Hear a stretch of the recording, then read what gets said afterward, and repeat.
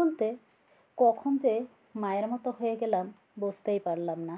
আসসালামু আলাইকুম, আমি তহমিনা। আজকে একটা ব্লগ ভিডিও নিয়ে আসলাম। আজকের ব্লগ ভিডিওই আমি কোথায় কি করতে গেলাম সেটাই আপনাদের সাথে শেয়ার করব। আশা করি ভিডিওটা ভালো লাগবে। ভিডিওটা ভালো লাগলে অবশ্যই একটা লাইক কমেন্ট দেবেন আর ভিডিওটা দেখার অনুরোধ রইল। আশা করি ভালো লাগবে। প্রথমে আমরা মা মেয়ে দুইজন একটু বিকালের দিকে ঘুরতে গেলাম। আর ঘুরতে যেয়ে এই যে বসে বসে ভাবছিলাম মায়ের কথা।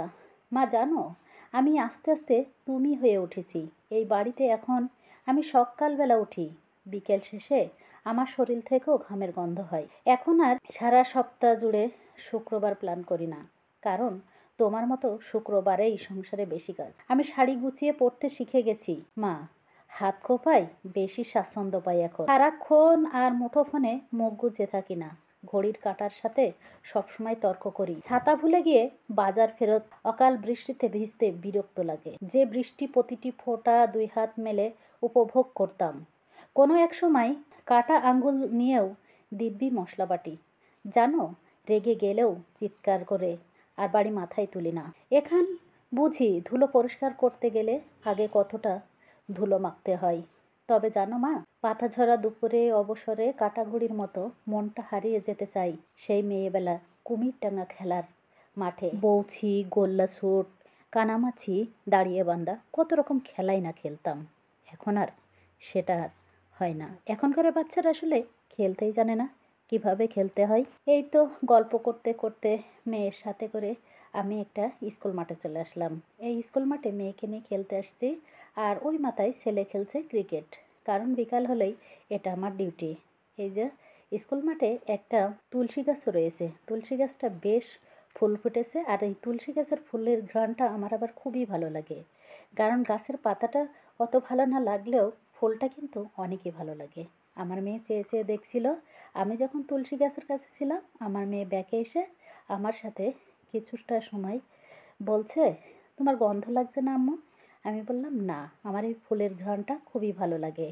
তারপরে আমার মেয়েও একটু ঘ্রাণটা অনুভব করলো, করে বলছে তো বেশ গন্ধ, কিন্তু আমার কাছে ভালোই লাগে তুলসী ফুলের গন্ধটা। তারপরে মা মেয়ে আবার একটু হাঁটাহাঁটি করছি। দূরে দেখতেই পাচ্ছেন বাচ্চারা ক্রিকেট খেলছে বিকালবেলা, আর বিকালবেলা স্কুল মাঠটা ফাঁকাই থাকে। তাই মেয়েকে নিয়ে একটু খেলতে গেলাম। কখনো যাই সাইকেল নিয়ে, আবার কখনো হেঁটেও যাই।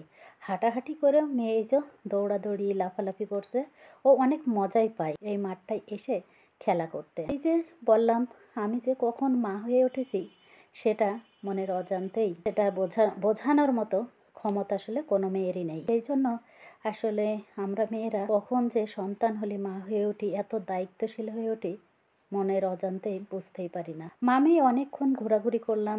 একটা কৃষ্ণচূড়া গাছ দেখতে পাচ্ছেন, ওই যে এখন কিন্তু ফুল ফোটেনি, পাতা ঝরে গেছে। যখন কৃষ্ণচূড়া গাছটায় ফুল ফোটে দেখতে কিন্তু গাছটা রঙে রঙে ভরে যায়।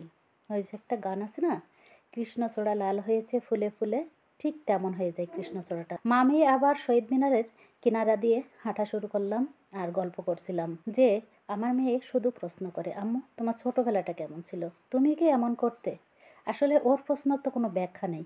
আমাদের জীবনটা ছিল একটু অন্যরকম, আর আমাদের মেয়েদের জীবনটা কিন্তু আর একটু অন্যরকম।